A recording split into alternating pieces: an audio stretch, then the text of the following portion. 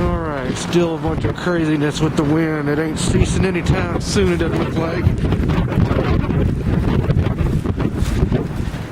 Getting to work tomorrow is going to be fun. I'm one of those people that gets to do that no matter what.